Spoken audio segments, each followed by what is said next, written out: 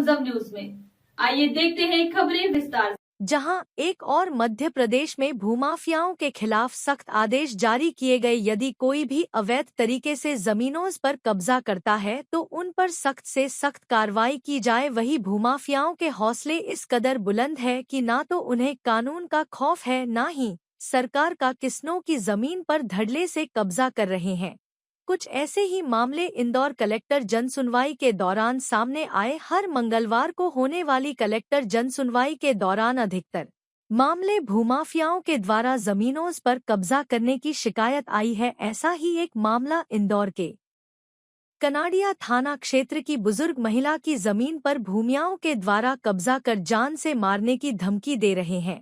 वहीं एक मामला बिलावड़िया का है, जहां दंपति परिवार पर गांव के रहने वाले भू माफिया रामकिशन रामचंद्र और उसके परिवार के द्वारा दंपति परिवार की जमीन पर जबरन कब्जा कर जान से मारने की धमकियां भी दे रहे हैं। दोनों ही मामले में पुलिस अधिकारी के अलावा थाना अंतर्गत भी शिकायत की गई। इसके बावजूद भी भू माफिया के हौसले इतने बुलंद है कि ना तो उन्हें शासन प्रशासन का ना तो कानून का खौफ। हालत यह है कि दंपति परिवारों के द्वारा न्यायालय में मामला होने के बावजूद भी भूमाफियाओं के द्वारा जमीन पर कब्जा कर कैश वापस लेने की धमकियां दी जा रही है, जिसकी शिकायत दंपति परिवार की ओर से इंदौर कलेक्टर जनसुनवाई में लिखित शिकायत की गई। वहीं पूरे मामले को गंभीरता से लेते हुए एडीएम सपना लोवंशी के द्वारा जांच की बात कही गई है। जमीनें लोगों ने कब्जा करा है, कनाडी और जमीन हमारी ना कब्जा करा था, उनको दे रखे थे आदेश जैसे उन्होंने कब्जा कर रखा। जिनने कब्जा करा उनका नाम क्या है? पटेल परिवार, सिद्धनाथ पटेल परिवार के लोग हैं। उन लोगों को 93-94 में हमारी दादी जी। चलो आपका नाम बताओ। चलो ये लोगों हमको 2012 से केस चल रहा है, उसके बाद हमको कुछ भी नहीं दिया। अभी तक कोर्ट ने न्याय नहीं दिया है। कोर्ट में हम तहसील में 2 बार चले गए, जन सुनवाई में भी, पर कोई सुनवाई नहीं हम लोगों की। एक रणछोड़, रामचंद्र, रामकिशन और रामचरण, ये सब 18 बीघा ज़मीन है। 18 बीघा ज़मीन में से हमको जब से केस लड़ रहे तब से कुछ भी नहीं हुआ। अभी तक हमारा न्याय नहीं मिला है। क्या धमकी देते हैं? क्या धमकी देते, मारने की धमकी देते, जान से मारने की धमकी देते। बोले कि तुमने कुछ करा तो हम जान से मारने की धमकी देते। तो अब हम क्या कर सकते हैं? गरीब लोग, हमारे पास कोई चारा नहीं है। आगे कोर्ट भी चले गए, फिर भी हमारी कोई बातचीत नहीं होती है। फिर भी हमको रोड पे निकलते तो माँ बेटे को तीनों को धमकी देते हैं।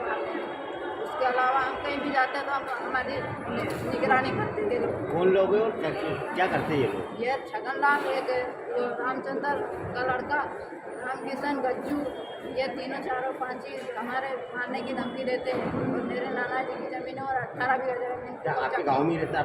हमारे गाँव में ही रहता, हमारे गाँव में ही रहता। आपका नाम बताओ। मेरा नाम मछरा भाई, कौन से गाँव से? बिहाड़िया से। इनका नाम है भांगू भाई जी। उनके पति जी का हमारे दादाजी अजय सिंह जी। कनाडिया में हमारी या नीचे 896 जिसका सर्वे नंबर है। 93-94 में राजेश चंद्र जी जो हमारा नाम गंदी तरीके से नाम काट कर हमारी दादी का, हमारे दादाजी का, सिद्धनाथ पटेल वगैरह के लोगों ने अपना नाम चला। और आए दिन हम लोगों को पूरे परिवार मानसिक रूप से प्रताड़ित करते हैं, डराते हैं, धमकाते हैं। गाँव के वो दबंग लोग हैं, तो हमें डर लगता है कि कल से हमारे साथ कोई अप्रिय घटना ना हो। हम आगे सब चीज़ों को राजस्व निराकरण के लिए मैडम के पास आए थे। मैडम ने आश्वासन भी दिया और हमें बोला भी है कि उस पर कार्रवाई करवा देंगे। आपका नाम? मेरा नाम मनोज।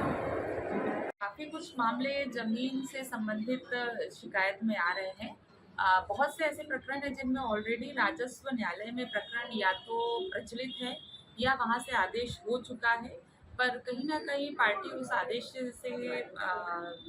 सहमत नहीं है, इसलिए वो जनसुनवाई में आए हैं। तो उनको ये समझाइश दी गई है कि वो उसकी अपील करें और प्रक्रिया अनुसार उस पर कार्रवाई करें। कई मामले जो बुजुर्ग महिला आई थी उनका वो अपने पोतों के साथ आई थी। पोतों का ऐसा कहना है उनके कि 1993 से वो ज़मीन किसी और के नाम चढ़ गई है, जबकि उनके दादाजी द्वारा कभी वो ज़मीन बेची नहीं गई है। तो इस प्रकरण में भी उनको जानकारी दी गई और प्रक्रिया का पालन करते हुए कार्रवाई करने के लिए निर्देशित किया गया। एक कॉलेज की शिकायत भी की गई थी। एक कॉलेज की शिकायत। Thank you. अभी कलेक्टर महोदय के आदेश है कि उनके लाइसेंस कॉलोनी वालों के भूमाफियाओं के रद्द भी किए जाएंगे। इसी तारतम्य में लेकर कई आदिवासियों की ज़मीनों पर धड़ल्ले से कॉलोनियाँ काटी जा रही हैं। कॉलोनी सेल द्वारा इसकी जांच की जा रही है और विधिवत जो नियमानुसार प्रक्रिया है वो उसका पालन किया जा रहा है। अभी के लिए इतना ही। लगातार खबरों के लिए बनी रहिए हमारे साथ। नमस्कार।